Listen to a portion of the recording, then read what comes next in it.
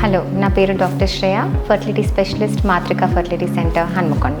So ట్యూబ్స్లో tubal blockage unilateral or bilateral, అంటే ఒక పక్క ఆర్ రెండు పక్కల బ్లాక్ ఉండొచ్చు. సో ఒకటే పక్క బ్లాక్ ఉంటే ఇంకో పక్కకి ఏమి ఇబ్బంది లేకపోతే అయినా న్యాచురల్గా కనే అవకాశాలు చాలా ఉంటాయి.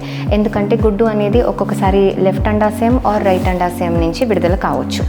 కొన్నిసార్లు రెండు సైడ్లు ట్యూబ్ బ్లాక్ ఉంది అంటే కనుక దాన్ని ఇనిషియల్ టెస్ట్ అంటే SIS ఆర్ HSG ఎక్స్రే ద్వారానన్నా లేకపోతే అల్ట్రాసౌండ్ ద్వారానన్నా టెస్ట్ చేశాక కన్ఫర్మ్ చేసుకోవడానికి లాప్రోస్కోపీ ద్వారా చూస్తాం.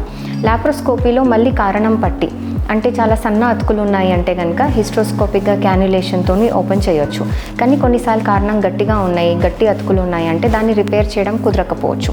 అట్లాంటప్పుడు IVFకి ప్రొసీడ్ అవ్వడం జరుగుతుంది.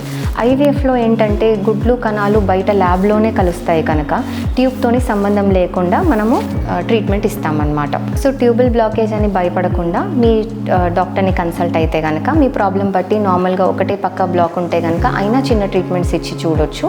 రెండు పక్కల బ్లాక్ ఉంది అంటే లాప్రోస్కోపీనన్నా IVF ద్వారానన్నా మీకు ట్రీట్మెంట్ జరిగే అవకాశం చాలా హైగా ఉంది. సో మీ డాక్టర్ని కన్సల్ట్ అయ్యి మీరు మీ ప్రొసీజర్ ప్లాన్ చేసుకోవచ్చు.